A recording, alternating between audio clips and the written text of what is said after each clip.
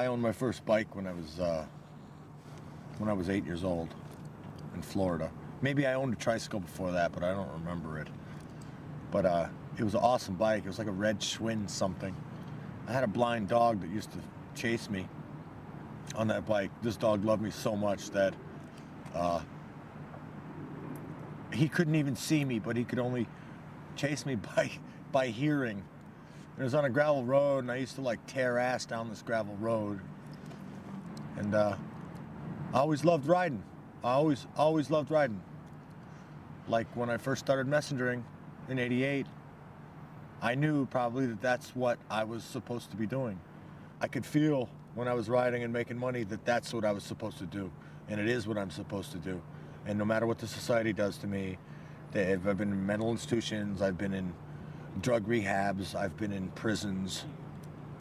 I'll lie in bed and I'll think about riding. I'll have dreams where I'm riding. I'll hear the sound of traffic coming by, and I'll feel sad that I'm not part of that flow, if I'm not part of that flow. I love to ride. It's what I do. I rode from about 1982, 83 to about 93. I rode about 10 years, you know, and started this place, Mother's Messengers, back in 92. And so soon after that, I was off the road. Within 2 years, I was off the road, and messengers were, you know, other messengers were doing that, and I was now in the office at that point. Can you repeat the address on Road 108? Yes, I could. The whole idea is quick turnover. The faster we can deliver packages, the faster we can get onto new packages, and the more money people make. Well, someone calls in. They want something picked up from wherever they want it picked up and whatever it is. And they want it brought to wherever they want it going by whatever time they want it. And then we charge them accordingly. You know, in other words, like if you wanted to send an envelope from Midtown to Midtown with no particular rush, within an hour and a half, 2 hours, it's a $7 run. And we send somebody out to go get it, and usually our guys are out there already. So we have them on radios, we have them on beepers. So we just get in touch with whoever's in that area and let them knock it out.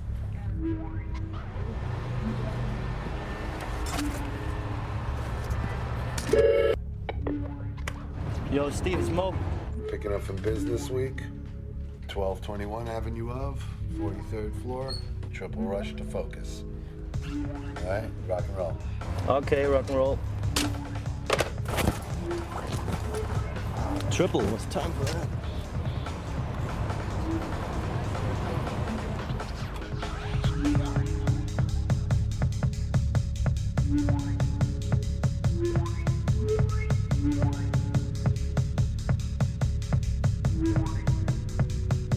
Okay. 170 JUNGLEE. The answer to your question, my question was no. 70s 12th was called in by Susan. Picking up from the messages.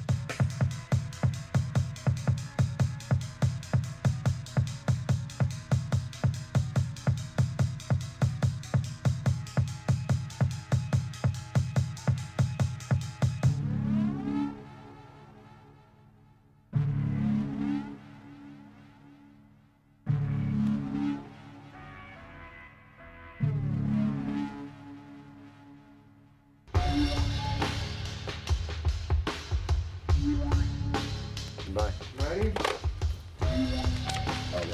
It goes to Dunnington at 666 3rd Avenue. I'm just holding a 116 job. Yeah, I gave Fred Diaz that local to 277 Park from UBPAM.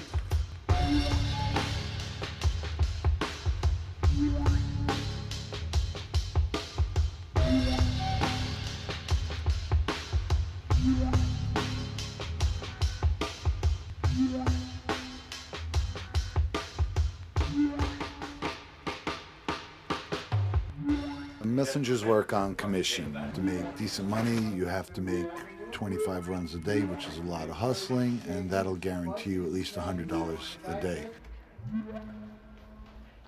messengering. People call up and everybody wants everything done like yesterday.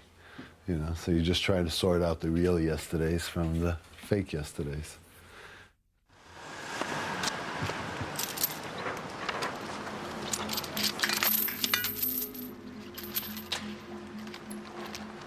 My name is Skeletor.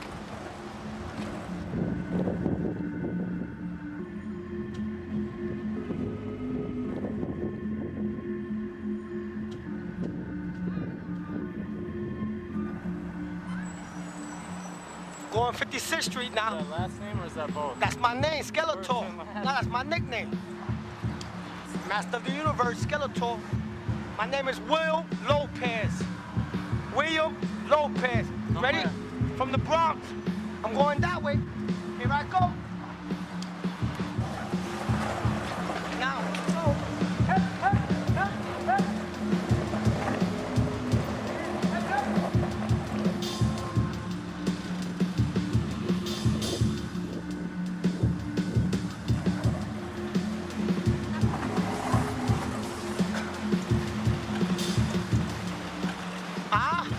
I'm 10 years doing this.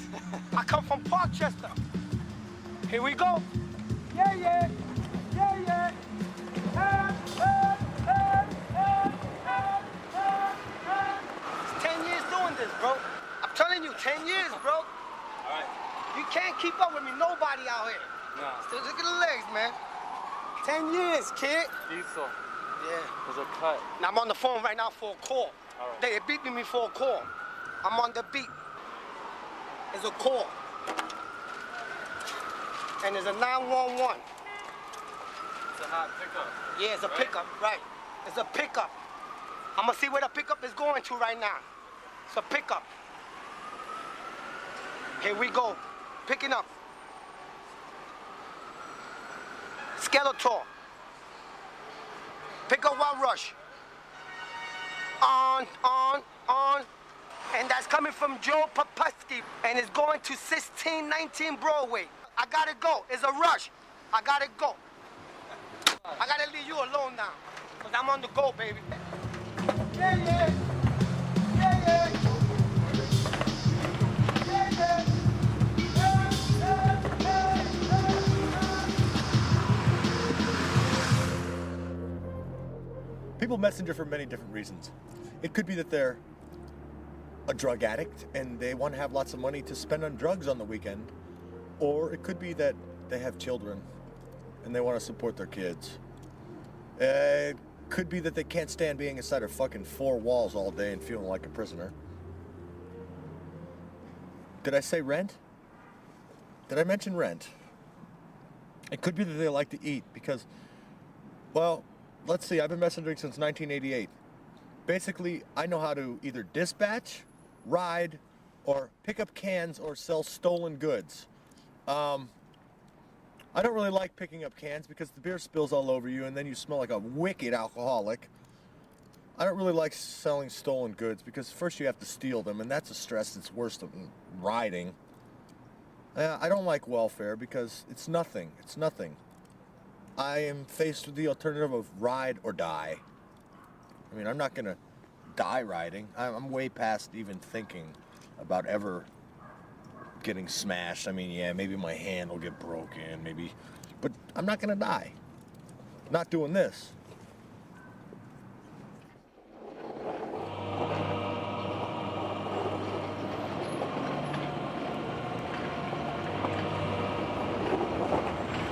I'm actually doing 2 jobs at the same time. Most importantly, I'm trying to get this message across to the world. The most important message has to do with the Lord Jesus. That is for everybody to repent and be dedicated to the Lord Jesus. And my second job, which is less important, is that I'm working as a bike courier.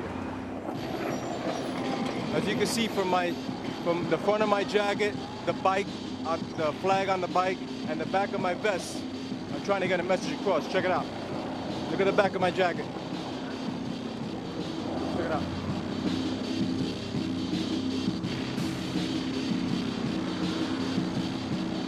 See the flag on the bike?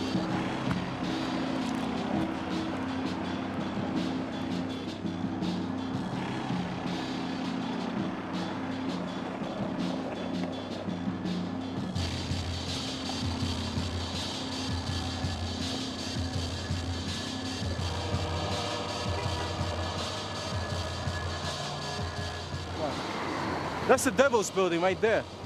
666. That's the Devil's Building, you know. I had a delivery there a couple of days ago. And as I was walking upstairs, I felt a strong conviction in my heart saying, why am I in this building? I'm a Christian. Jesus! How you doing, Jesus? Give me a blessing. Next foot. So as I was walking inside the building, I felt, you know, a strong feeling in my heart.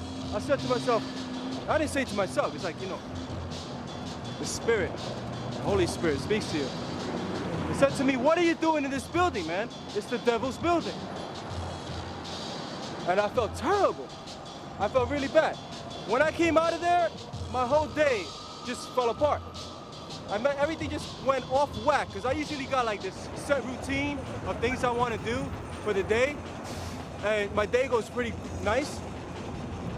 But after walking in and out of that building, the whole day was shot. I had to repent and everything for walking in there and not refusing to take that delivery.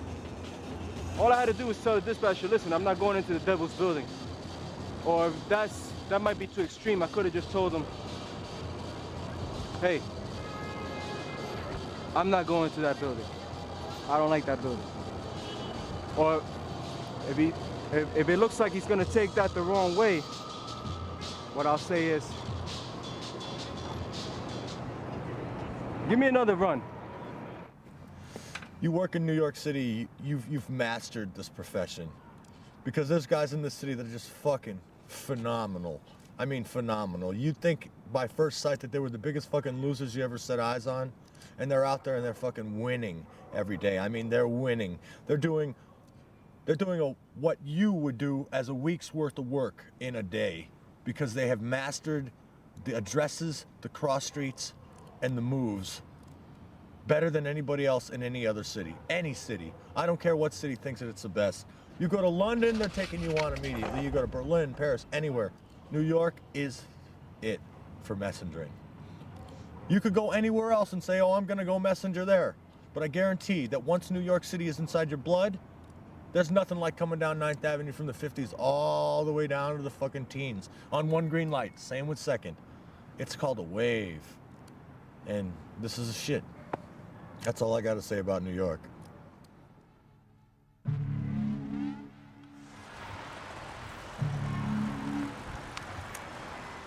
The lure of danger is very enticing for a messenger in New York City. Nothing is ever going to compare to what you're doing. Rough Riders, Uptown.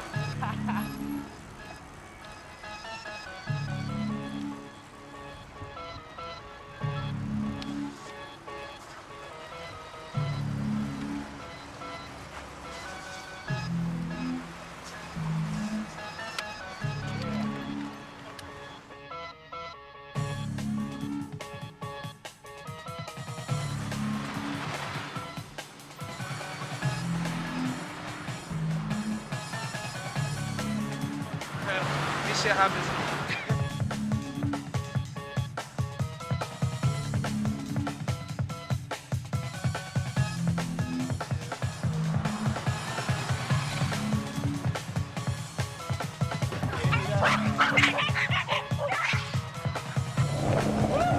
Watch yourself.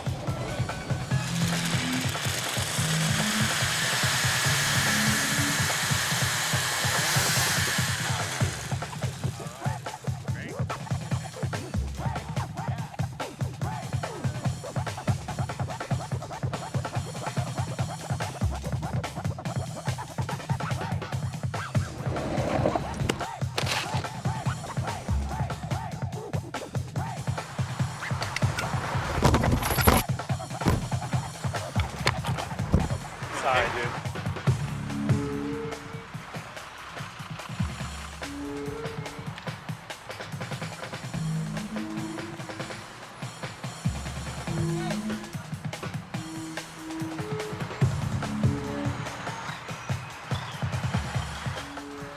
Other people cannot do what you are doing, riding out in the middle, dodging cars, and knowing what they're doing.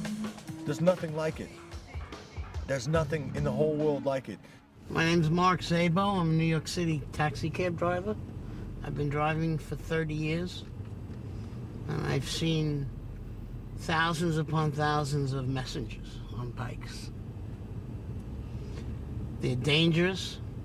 They drive against lights. They hit pedestrians.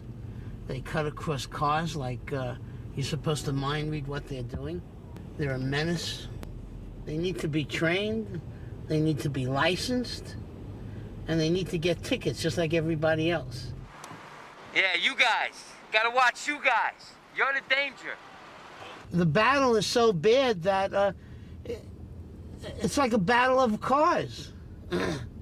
I know the bicycle has no protection, and yet I'll block him off.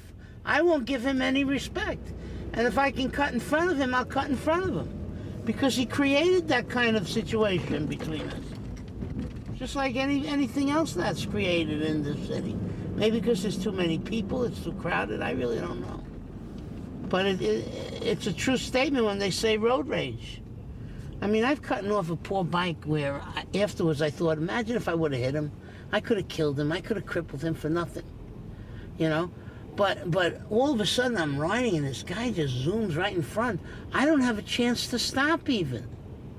You know? So then I get mad and I go up to the next light. He's going straight. I'm turning. I'll wait till he comes close to me and then I'll turn. You know, to sort of show him that he better learn a lesson. You know, you can't just do the stuff you want like that. This is not a bicycle thing. Does it look like a bicycle thing to you? These are cars out here. It's motors. It's dangerous out here. It's dangerous between car and car now. The battle seems to get worse. It's like a war zone out here. You know, but it was a great job. You know, you just fly around, you feel free. You know, a lot of people look down on you. A lot of people envy you. A lot of people, you know, would spit on you as soon as you know look at you. And which didn't bother me because, you know, as far as I was concerned, I was part of a whole different culture. You know, there was the civilians, and then you have the police, the paramilitary, and then you have criminals, then you have outlaws. And bike messengers fall under the realm of outlaw. Mothers. Back in '87, Ed Koch proposed a bike ban, banning bikes from 59th Street to 34th Street, along 5th Park and Madison Avenues, which basically was an attack on, you know, a socio-economic group called the bicycle messengers, you know, because it didn't affect commuters because it wasn't during commuting time. And for you to single out one group and go, this is the problem with traffic, or this is the problem, the big danger in New York, was just unfair and unreasonable. Well, there was an effort to regulate bike messengers. I don't remember the details, but it provided for registration and insurance, and the bill came before me for signature after it had been passed by the city council. And I decided that it was too onerous, too penalizing in a criminal way bikers, and that I didn't want to pass legislation, sign legislation that would give these bikers, if they were convicted of violations, criminal records. Messengers are overwhelmingly young men and women from the minority communities, and they have lots of problems now. I was not going to add to their future employability by making them subject to criminal sanctions, which that particular legislation did. And so I vetoed it. I don't know whether they passed subsequently legislation that eliminated those criminal sanctions or not, and I don't know what the state of legislation is in the city today. I'm Sergeant Gary Weaver of the Manhattan Traffic Task Force Bicycle Squad. We're part of the New York City Police Department. I've been doing this work for the last year, and primarily what we do is go after bike messengers who violate the law. They go through red lights, go the wrong way on the street, or ride on the sidewalk. When any of these three main conditions exist, we stop the bicycle messenger, obtain their identification, and issue them a summons. Yeah, we've had chases sometimes on occasion. They've gone on for a long period of time. One individual we chased started at Midtown and went all the way downtown. He was cutting through streets, and the only reason we were able to keep up with him is we used the radio, and we had different officers come different routes and intercept him, and we just stayed with him, and finally he just wore out. That's how we were able to get him. The sheer numbers and the use of the radio was able to overcome visibility.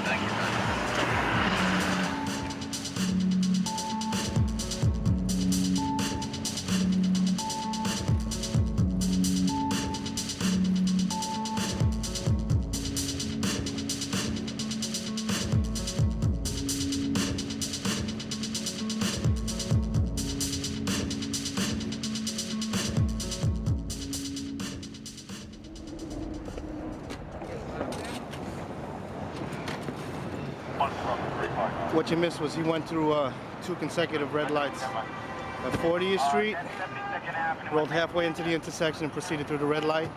At 41st, which is a marginal street, he went straight through. The fee is $100. He has 15 days to plead either guilty or not guilty. My wages are like $20 more a week than a ticket's gonna cost me. Bicycle messengers feel that they own the road and should be out there, and the motorists feel that the bicyclist has no place on a city street. So it's an uneasy truce that exists most of the time between the bicyclist and the motorist. Stop your bike. All right, here's the summons and your identification. All right, Ken. Great. All right. You gotta follow the same rules as the car. Yeah, all right. Many times these bicycle messengers are way too fast for us, and we sort of have a philosophy in the bicycle squad that they'll always be out here, and so will we. So if we don't get them today, they're always going to be out there tomorrow again.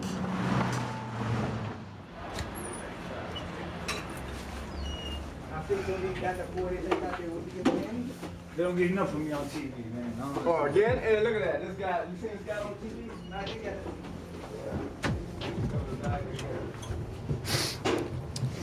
So what's up? Now you got the famous Kid Ill on tape. I am the best in New York, I know that. Let me tell you something about being the best in New York. It's not about being as fast. Yeah, I am fast and all that, but it's not about being fast. It's about having a sense of direction and where you're going. If you know where you're going and you know how to get there, that's the most important thing. You ain't got to be fast. Because if you was fast, for that you go to the Tour de France and earn some big money. Right? What can you say? 74. Come in, 74. Can you pick that phone up and call me, please? Not only am I the best messenger, I'm the best dispatcher in the world. See that right there, B? I know all that right there, all that. Technically, the cops do own the streets, but in reality, we own the streets. The troopers out here, the messengers out here, we own the streets. I'm flying down 6th Avenue with these 2 cops on bicycles. You know, they got them little bullshit Fuji bikes with the knobby wheels, all fat and all that. I'm flowing, you know. I got light-speed titanium frame, you know what I'm saying, white industry hubs, and, you know, my bike is like maybe 21 pounds, flying. So I stopped at a light, and they pull up on me and say, yo, pull over. I said, for what? They said, you ate like 6 lights. I was like, all right, where you want me to pull over? So when they looked to tell me where to pull over, I just jetted. So they started chasing me. So I'm like this, just riding. And I would look back and I see them, they're going like this, right? They're trying to catch up to me. And I'm just riding hard, looking at them. And I would ride to every corner and stop and wait till they catch up. I'll wait till they're like about 2 car lengths, then I'll take off again and make them keep doing it for a couple of blocks. And then when I'm far away, you know, the fat cop is already, he done gave up. All the cookies and pork chops fell out of his pockets. And the other cop, he's like sort of determined to try to, you know what I mean? But, you know, I'll be making fun of them at the corner like, you ain't gonna catch me, you're not gonna catch me.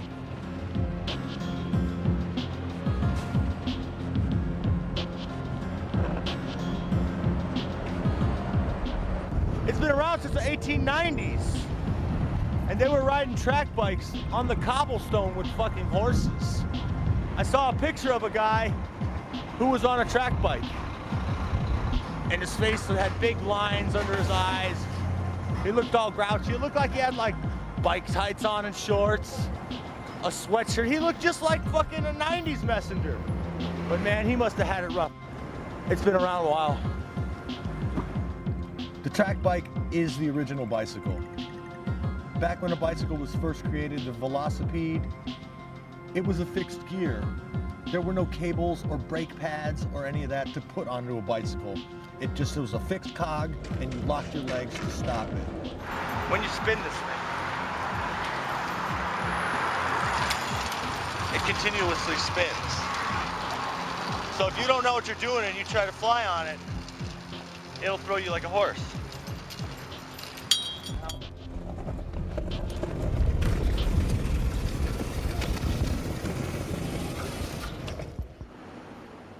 My name is Dexter Benjamin. Originally from Trinidad. I've been cycling since I was like 9 years old. The first place I started riding was down a hill. And that was a great experience because I fell a lot and I bruised up myself. But that never stopped me because I know how to accomplish it because it's something that I like to do. I think I started in late '87 messengering. If I'm not doing this, I'm frustrated, I'm angry, I'm uncomfortable. You know, like if I'm depressed or anything, you know, I'll just be home sitting down on my sorrows or whatever. But then the cycling, it takes me out of that. It takes me out of that vicinity. It just makes me feel comfortable. All my problems or whatever just go one time. No matter what problem I have, and I jump on my bike and I ride, it goes away. I'm 37 years of age. I lose my leg when I was like 22 in Trinidad. Coming back from my destination, this kid running behind a board and this truck is coming up. And I just dived myself off the bike to save the kid from getting hit. So my leg now hit the truck and burst. So it's only like about half an inch of skin was holding on my foot. So, and they rushed me to the hospital. So next day they took my leg off.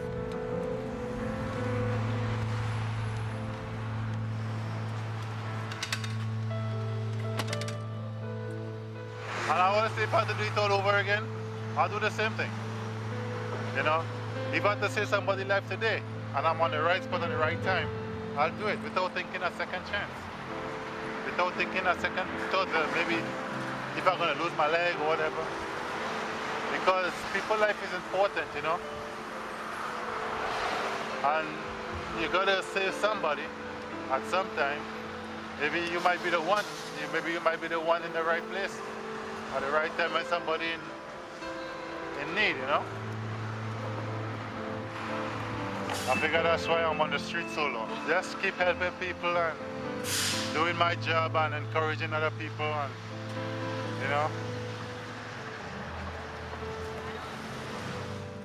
Straight up, I should make a yard and a half, which is $100, $150 a day. And I'm not making it. I got 3 kids. I don't have enough money to give them money. It makes me feel like shit about myself. And everybody else is tight, so they get tired of borrowing new money. And it just gets really depressing. It's just a really depressing aspect of life. I might be in a really good service soon where I can earn $150 a day. If I earn $150 a day, then I'm making a good $750 a week.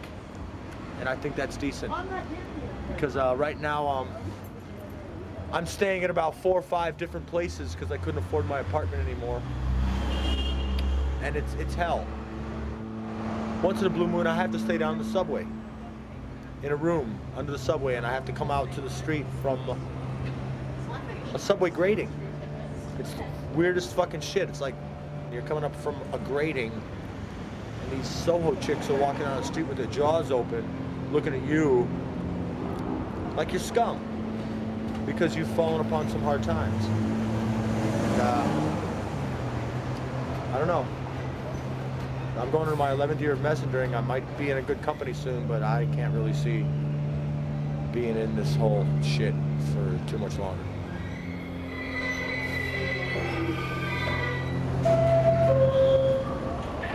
Boom, boom.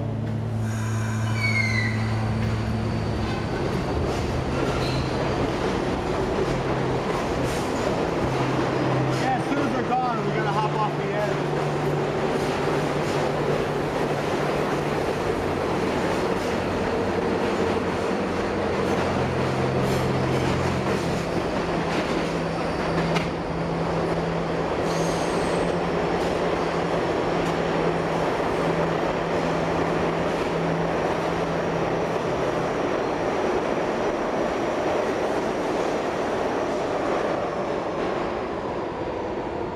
Pretty weird, huh?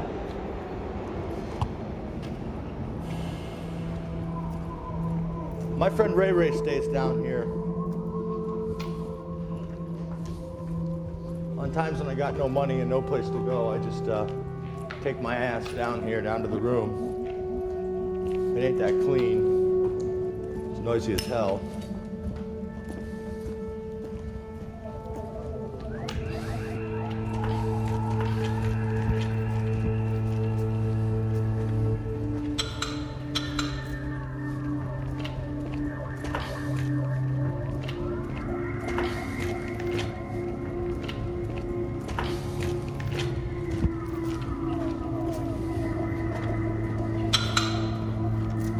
There's all these weird noises down here. It's fucking hard to sleep. Here we are. You have to duck, obviously. See how filthy it is down here?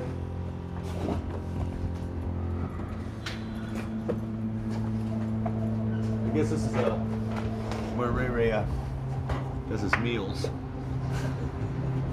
He's got a bunch of bike stuff down here. He used to be a courier.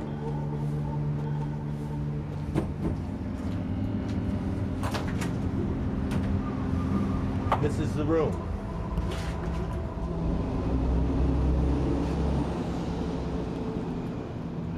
I guess I could pretty much say this is where my boy Ray Ray stays, and oh, what do you know? He's got some cigarettes down here.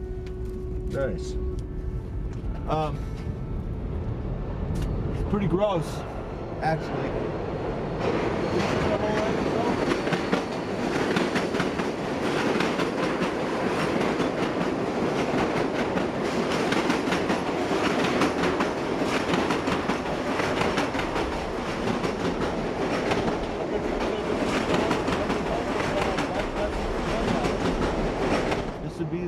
Result of a bike messenger drug addict turned can man crackhead.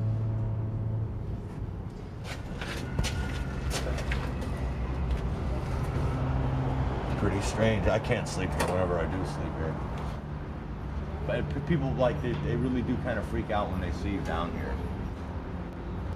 You know what I mean? They have no idea what the fuck is going on when they see a person coming up from a grating on the sidewalk.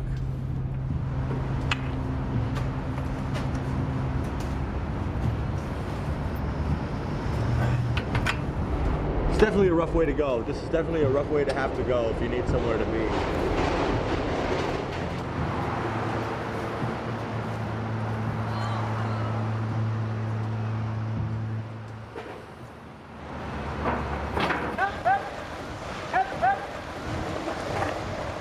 Try to be the fastest and the quickest out here.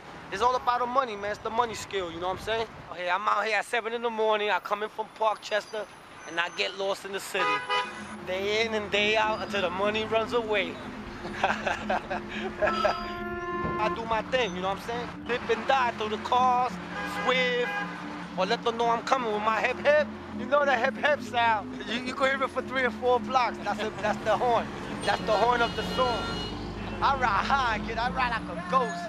You ever seen that movie with the guy that be the surfers in the water. That's what's out here, Point Break. I'm the guy that goes into the sea and never come back. The one that vanished.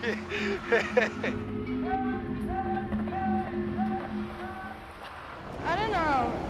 I don't think I want to do it for the rest of my life, but it's something that I want to do now.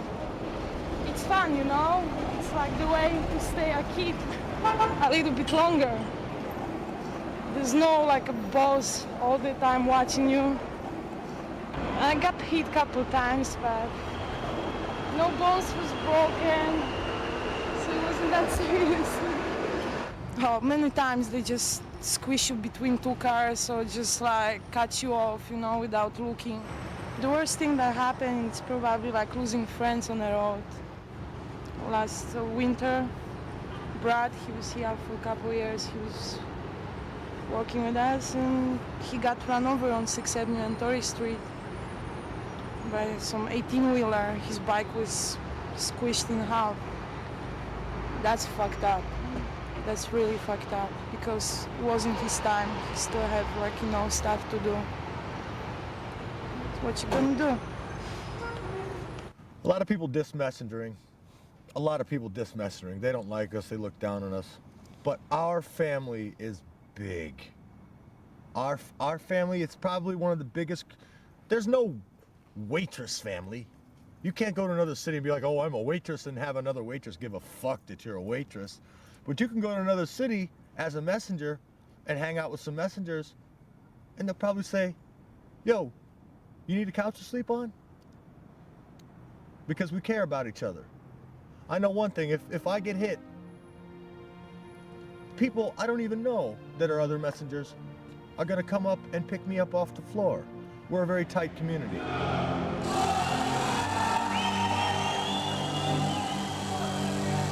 An alley cat race is usually formed by a guy who has a certain course in mind. He devises some rules, checkpoint rules, start rules. Alley cats and races are our way of showing love to each other because that's what we like to do. Everyone's smiling, everyone's laughing, everybody's sweating, everybody's just really fucking happy to be doing what they really like to do, which is riding a lot.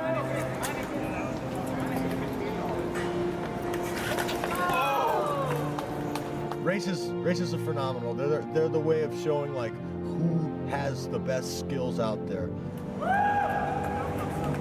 Of all the races, this is the first actual track race. No brakes allowed. This is a monster track race designed by Johnny. I think it's like a really good idea for the messages with no, you know, just a specific no brake race. You go out there, you pay your $5, you get a spoke card. That means you're in the race. You put this in your spokes and you get a manifest. You go study it and make a route. This is telling you where you have to go. 225 Lafayette, 250 Hudson. You know, 6 places basically. 10, 9, 8, 7, 8, 5, 4, 3, 2, 1. Yo, get out of my way, get out of my way.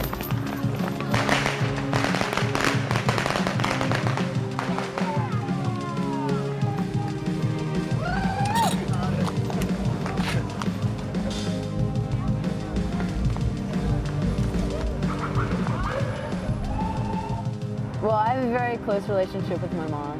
So I was telling her that I was participating in a monster track bike race in New York City. Thought it would thrill her a little bit to tell her there's no brakes. And I really wanted to see her reaction, which was, oh my God, my daughter's riding a bike with no brakes in New York City. It just seems a little insane. So she just asked me if I wore a helmet. So as I tell my mom, no, I don't wear a helmet. She sent me money right away. It's like, here, it's $50. Buy yourself a helmet. I'd like you to wear it in the race. I'd like you to wear it working. So I accepted the money, and I did. I intended on getting a helmet. How many coming? 1, 2, 3. You got Katie. Yeah, I successfully did the first 2 checkpoints. And then it was a 3rd checkpoint on 18th Street, 2nd Avenue. that I flew right through.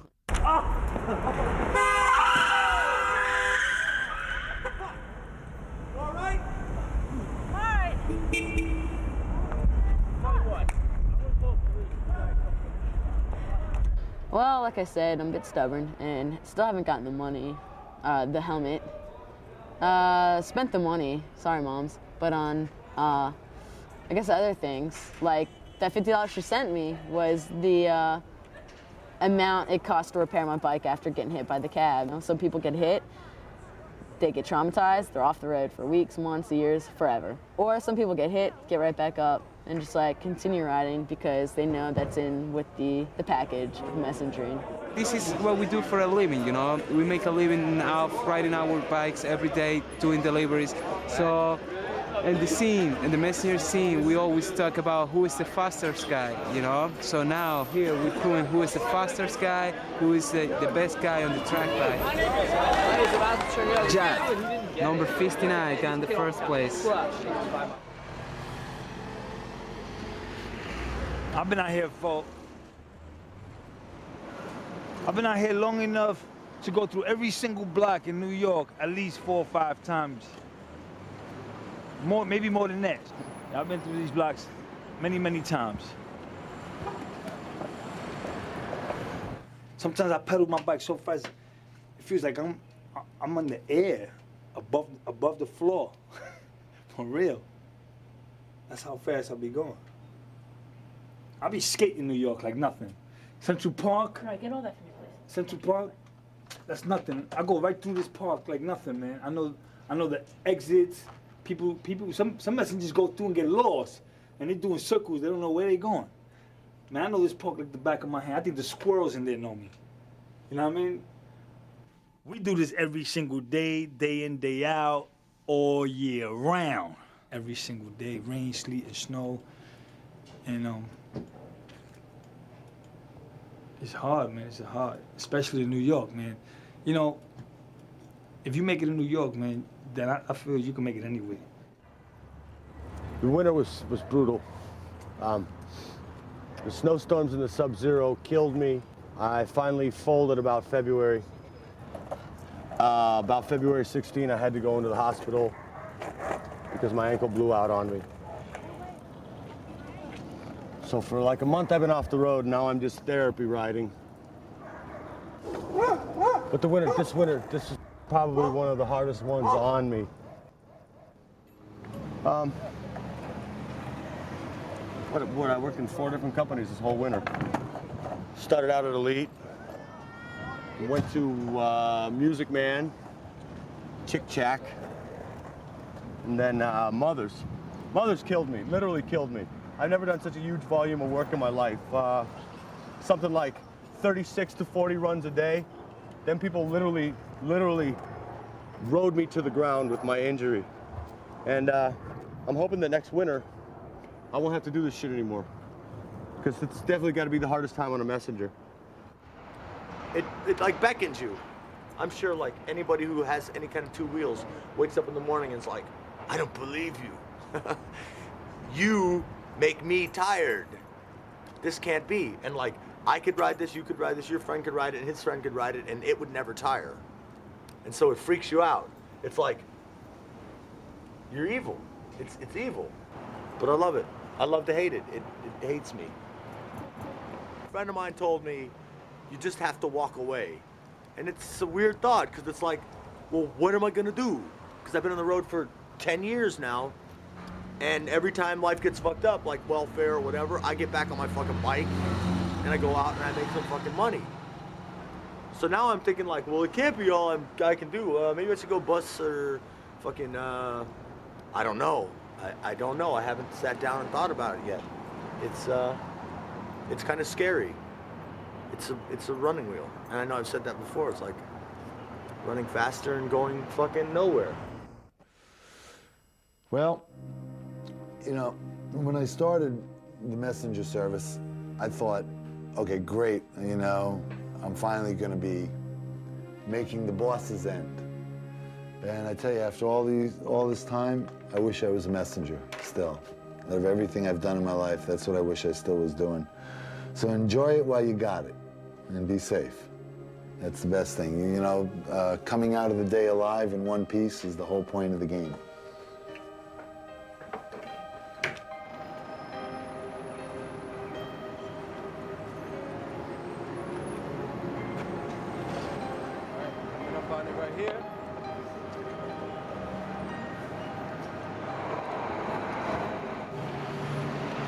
I want to help people. I want to help the world. I want to help save the world. And that's my mission. So you see, look at 40 doo-wop. 40 doo-wop is banging, look at this. Crazy development going on right here, right now. So, I love New York. Been here 35 years, never been nowhere in my life. 35 years in New York. Going on my 36, I hope I make it. And this is it. Our lives is more at risk every single day. Every single day, each individual than a cop. Yeah, a cop's life is on the line. He carries his gun. You know, they get themselves in situations, whatever.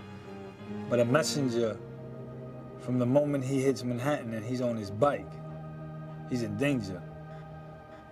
I don't recommend messenger work to anybody. If you can get another job, if you can finish school, if you can become a doctor, lawyer, whatever, anything to stay away from messenger work, you should do that. I've seen a lot of people, a lot of my friends die doing this work. One person asked me, how long would I be riding for? From now on, like if I'll be riding like for the next 5 years or 10 years. And I turn and say, I'll be riding until the last breath leaves my body. So, which means I could be 90 years old and I could still pedal my bike, I would ride. That's how much I really into riding, you know. As much as I praise this business, I also feel that I'm turning into a machine. I'm turning into a spinning robot that just moves and moves and moves and moves and moves and has no emotion anymore. And I'm turning inhuman. Now in the future, oh God, do I hate to say it. I see myself dispatching. I see myself sitting on a computer with the whole city inside of my brain, with maybe 20 riders, sending them around and hooking them up. It's a subculture. It's more than just a career. It's like you feel that if you leave, you'll be like dissing your subculture by leaving. Because constantly I talk about, yeah, I'm gonna get out of this shit, blah, blah, blah, blah. And I wake up in the morning and I see them two wheels and I want to get out there and be on it again. So I should just quit talking shit and just be like, I am a messenger and I'm always gonna be a messenger.